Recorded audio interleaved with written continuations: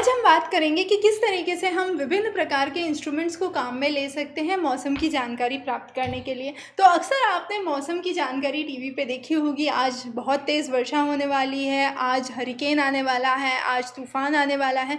तो ये सब जानकारी हमें कैसे मिलती है उसके बारे में हम थोड़ी सी चर्चा करेंगे। तो वेदर या मौसम की जब हम बात करते हैं तो ये जो दिन ब दिन परिवर्तित होने वाला फिनोमिना है, इसे हम वेदर कहते हैं। अगर एक ही जगह पे एक ही समय पे मैं किसी चीज़ की रीडिंग लेने चाहती हूँ, चाहे वो तापमान हुआ, चाहे वो पर्यावरण का एटमॉस्फेरिक प्रेशर हुआ या भार हुआ, इसी तरीके से बादल कितने हैं, हवा का रुख क्या है, ये सारी चीज़ों की जानकारी हमें यहाँ से मिल सकती है।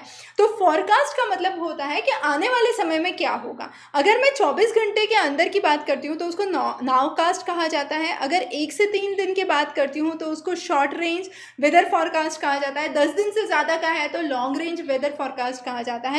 भारत में इंडियन मीटरोलॉजिकल डिपार्टमेंट IMD के द्वारा ये सारी जानकारी हमें प्राप्त होती है। तो 1875 में इसका गठन हुआ था। सबसे पहले ये कलकत्ता में स्थित थी, पर अब इसका ऑफिस नई दिल्ली में आ चुका है। तो ये एक बेसिक जानकारी है जो हमें पता होना चाहिए। अब किस तरीके की ऑब्जर्वेशंस या जानकारी हमें यहाँ से मिलती है, तो 3 लेवल पे हमें जानकारी मिलती है। पहला तो सरफेस पे क्या ऑब्जर्वेशंस हैं वो देखेंगे, तापमान क्या है, हवा का डायरेक्शन क्या है, भार कितना है।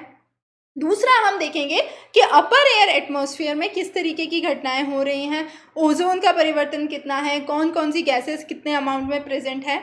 और फिर तीसरा हम देखते हैं कि स्पेस ऑब्जर्वेशन से हम कैसे जानकारी ले सकते हैं। तो अगर हम स्पेस ऑब्जर्वेशन की बात करें तो निश्चित तौर पे सैटेलाइट्स के माध्यम से भारत में इनसेट के द्वारा हम ये जानकारी प्राप्त करते हैं, जिससे हमें कितना तापमान है, हवा का रुख क्या है, कितना बादल है, कितने बादल हैं, उन सब के बारे में जानकारी हमें यहाँ पर मिलती है। दूसरा होता है सरफेस ऑब्जर्वेशन। सरफेस ऑब्जर्वेशन जो कि हम सतह पे रह के देख सकते हैं या सतह पे जो परिवर्तन है उनको समझ सकते हैं। तो उसमें मुख्यतः हम तापमान, हवा का रुख, बादल कितना है और बारिश कितनी है और एटमॉस्फेरिक प्रेशर या दबाव कितना है उसके बारे में हम समझ सकते हैं।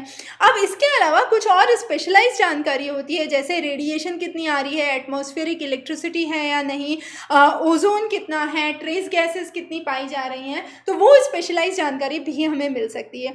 हर 3 घंटे में हमें इसकी जानकारी ऑब्जर्वेशन स्टेशन से प्राप्त होती है। तो रात में 12 बजे, फिर रात के 3 बजे, फिर सुबह के 6 बजे, फिर सुबह के 9 बजे, दिन के 12 बजे, इस तरीके से करके हर 3-3 घंटे में जानकारी आती है।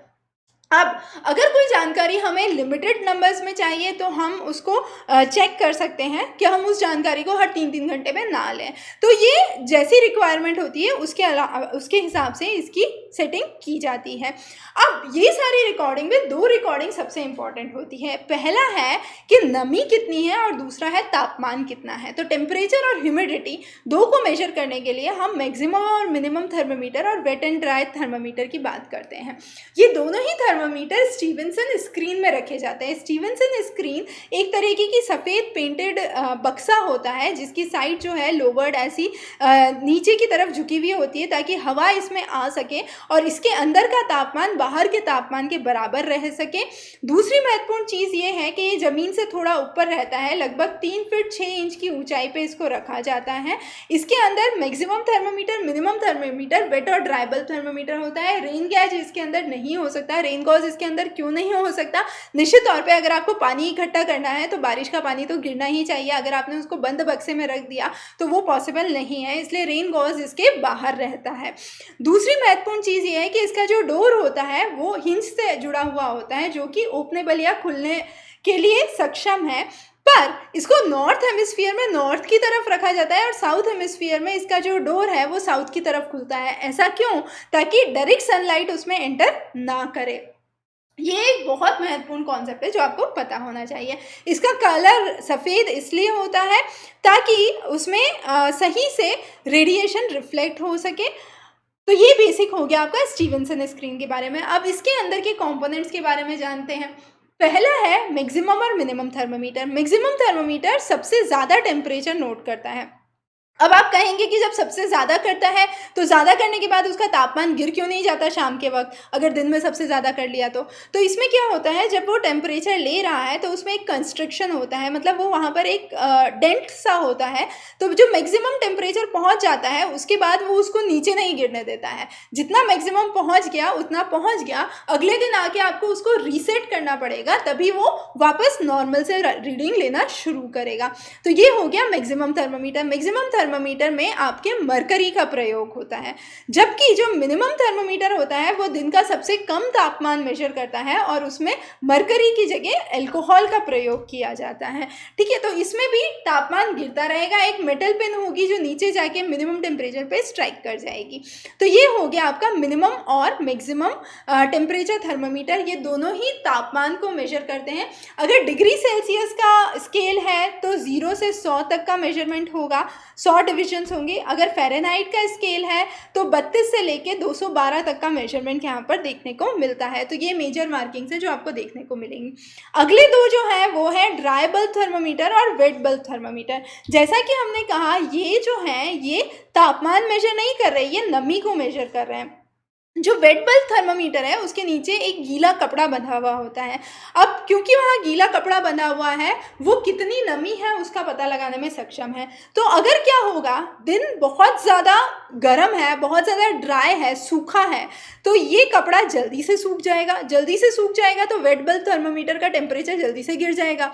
अब अगर ये तापमान जल्दी से गिर गया पर ड्राई बल्ब का तो नहीं गिरा, तो जो डिफरेंस है वेट बल्ब थर्मामीटर और ड्राई बल्ब थर्मामीटर के बीच में वो बहुत ज़्यादा पाया जाएगा। कब ज़्यादा पाया जाएगा? जब वातावरण शुष्क होगा या ड्राई होगा, जबकि यही डिफरेंस कम होगा जब ह्यूमिडिटी ज़्यादा होगी। तो ह्यूमिडिटी निकालने के लिए हमें वेट बल्ब और ड्राई बल्ब दोनों की रीडिंग लेनी पड़ती है और दोनों का डिफरेंस से हम पता लगा सकते हैं कि वो शुष्क है या वहाँ पर नमी ज़्यादा पाई गई है।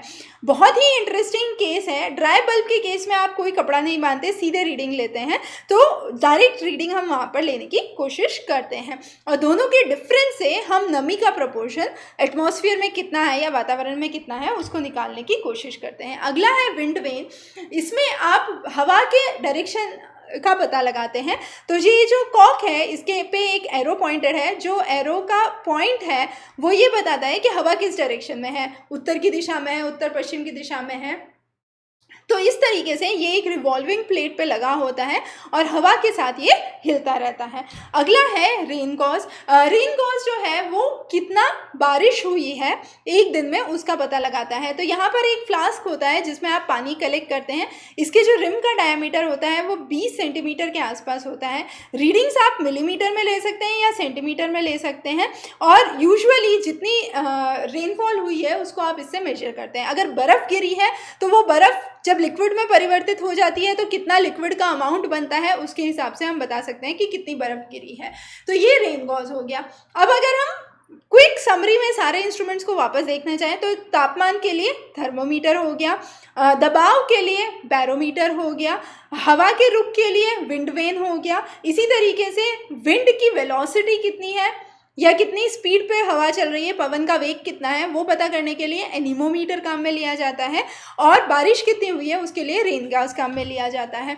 बैरोमीटर को अगर समझें तो दो तरीके के होते हैं, एनेरॉइड बैरोमीटर और मरकरी बैरोमीटर। मरकरी बैरोमीटर ज़्यादा एक्यूरेट माना जाता है, ज़्यादा स्टैंडर्ड है, ज़्यादा रिलायबल है। तो इसमें एक प्याले में आप मरकरी रहते हैं, उस पर एक ट्यूब उल्टी कर देते हैं। अब जब इसमें धीरे धीरे मरकरी चढ़ने लगती है तो जितनी मरकरी इसमें चढ़ती है, द हाइट जितनी आप लेते हैं मरकरी की, जितनी मरकरी चढ़ती है वो बेसिकली ये दिखाती है कि वो कितने दबाव को बियर कर पा रही है उसके ऊपर के कॉलम पे।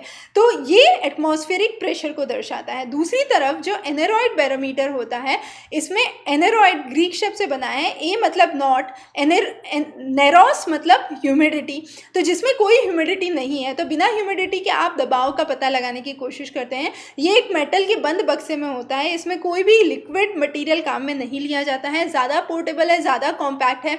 इसको आप एक जगह से दूसरी जगह आराम से लेके घूम सकते हैं और अगर इसमें थोड़ा भी एयर टाइट नहीं है तो इसकी रीडिंग गलत आ सकती है, क्योंकि अगर इसमें नमी चली गई है किसी भी वजह से तो ये रीडिंग्स एक्यूरेट नहीं दे पाएगा। तो बैरोमीटर जो है वो दबाव का पता लगाता है। और अगर हमने बहुत ही बेसिक कक्षाओं में पढ़ा हो तो हवा की एक बहुत बेसिक प्रॉपर्टी होती है, एयर हैज़ वेट, और वो कितना वेट पृथ्वी पे एक्सर्ट कर पा रही है उसको पता लगाने के लिए हम ये बैरोमीटर का प्रयोग करते हैं। तो ये प्रेशर जो है निचले इलाकों से, कोस्टल इलाकों से लेके पहाड़ी इलाकों तक अलग अलग होता है, वेरी करता है। इसी तरीके से वेदर मैप्स, वेदर सिंबल्स और चार्ट्स का प्रयोग होता है। वेदर मैप मतलब जितने भी मौसम के परिवर्तन हैं उनको अगर आप एक फ्लैट सरफेस पे रिप्रेजेंट करना चाहते हैं तो उसमें आप तापमान ले सकते हैं, ह्यूमिडिटी ले सकते हैं, उनको आप किस तरीके से करेंगे और कैसे करेंगे वो वेदर मैप होता है। वेदर चार्ट्स में आप सिनॉप्टिक मीट्रोलॉजिकल चार्ट्स बनाते हैं जो कि आपको सारे ही वेदर फॉरकास्टिंग की इंफॉर्मेशन देता है, अलग अलग एयर मास को लोकेट करने में, फ्रंट्स को लोकेट करने में और किस क्षेत्रों में कितनी वर्षा हुई है, प्रेसिपिटेशन कितना हुआ है उसको लोकेट करने में मदद करता है। तो उसके लिए हम कुछ सिंबल्स काम में लेते हैं, जैसे कि यहाँ पर हमने एक सिंबल्स की लिस्ट ली है। तो जैसे अगर आपने देखा हेज है तो हम ये वाला साइन लेंगे, अगर रेन है तो हम ये वाला साइन लेंगे, अगर सनशाइन है तो हम ये साइन लेंगे। तो ये साइंस आपके इंपॉर्टेंट है, कई बार डायरेक्ट प्रश्न भी इस पर पूछे जाते हैं। अब इसके अलावा कुछ इंपॉर्टेंट टर्म्स होती हैं, जैसे आइसोबार मतलब भार कितना है, तो ये एटमॉस्फेरिक प्रेशर को दर्शाता है। जो पॉइंट्स पे सेम प्रेशर है उनको ज्वाइन करता है। आइसोथर्म जो है जिन पॉइंट्स पे सेम तापमान है, समान तापमान वाले पॉइंट्स को ज्वाइन करता है। आइसोहाइट से समान वर्षा वाले पॉइंट्स को ज्वाइन करता है। आइसोहेल समान सनशाइन वाले पॉइंट्स को ज्वाइन करता है कि धूप कितनी आ रही है, सूर्य की किरणें कितनी आ रही हैं। और आइसोनेफ्ट जो है वो कितना क्लाउड कवर है, समान क्लाउड कवर वाले क्षेत्र को दर्शाता है। इसी तरीके से अगर आप इस चार्ट को देखेंगे तो आप यहाँ पर समझेंगे कि हवा कितनी तेज़ बह रही है। तो लाइट ब्रीज के साइन को हम एक लाइन से डिनोट करते हैं, जबकि हरिकेन के साइन में हम 6 लाइंस दिखाते हैं। और इन लाइंस का मतलब ये है कि आपकी इंटेंसिटी बताता है कि हवा कितनी तेज़ गति से बह रही है और वो कितना नुकसान कर सकती है और उसकी स्पीड क्या है। तो हम स्पीड भी पता लगाते हैं और उसका इफेक्ट क्या है वो भी जानने की कोशिश करते हैं। अब कई बार जब आप वेदर फॉरकास्ट देखते हैं तो आप इस तरीके का कुछ नक्शा देखते हैं। इस नक्शे को अगर रीड करना है तो आप कैसे रीड करेंगे, ये एक इम्पॉर्टेंट चीज़ है जो आप समझते हैं आपके मैपिंग की क्लास में। यहाँ पर हम देख रहे हैं कि 2 लो प्रेशर एरियाज़ हैं, ठीक है। तो ये 2 लो प्रेशर एरियाज़ ये बताते हैं कि यहाँ पर हवा का दबाव कम है और इसी की वजह से यहाँ पर अगर आप देखेंगे तो क्लाउड कवर ज़्यादा है, मतलब यहाँ वर्षा होने की आशंका ज़्यादा है। लो प्रेशर का क्षेत्र बन रहा है, कम दबाव का क्षेत्र बन रहा है, तो यहाँ पर क्लाउड कवर जो कि आप देख रहे हैं वो भी ज़्यादा है और यहाँ वर्षा होने की प्रोबेबिलिटी ज़्यादा है। दूसरी तरफ जहाँ जहाँ पर भी आपका ये लेटा हुआ 8 का साइन आप देख रहे हैं, ये आपका दर्शाता है कि इन एरियाज़ में हेज़ ज़्यादा है। ये साइन ये दर्शाता है कि यहाँ पर बादल नहीं है, ये क्षेत्र खुला है। फिर यहाँ पे आपको जो ये एरोस दिख रहे हैं इससे आप हवा की डायरेक्शन का और हवा की तीव्रता का पता लगाते हैं। तो इस तरीके से आप एक वेदर मैप को रीड कर सकते हैं। वेदर मैप की रीडिंग बहुत ज़रूरी है क्योंकि ज़्यादातर जो वेदर फॉरकास्ट किए जाते हैं वो इन मैप की रीडिंग की सहायता से ही किए जाते हैं। तो ये एक बेसिक इंट्रोडक्शन लेक्चर था जिसमें आपने समझा कि क्या क्या इंस्ट्रूमेंट्स आप काम में लेते हैं मौसम की जानकारी प्राप्त करने के लिए, और वो इंस्ट्रूमेंट्स को काम में लेके जो रीडिंग्स आती हैं उनको आप कैसे इंटरप्रेट करते हैं। क्योंकि इंस्ट्रूमेंट काम में लेके रीडिंग लेना अलग चीज़ हो गई और उस रीडिंग को समझना कि उसका क्या मतलब है, उसका क्या मायना है, वो एक और चीज़ हो गई। तो वो दोनों चीज़ों का समावेश हमने यहाँ पर देखा है। आगे की कक्षाओं में हम प्रायोगिक भूगोल के और भी महत्वपूर्ण अध्याय आपके लिए लेके आएंगे। तो जुड़े रहिए, बने रहिए हमारे साथ। बहुत बहुत धन्यवाद।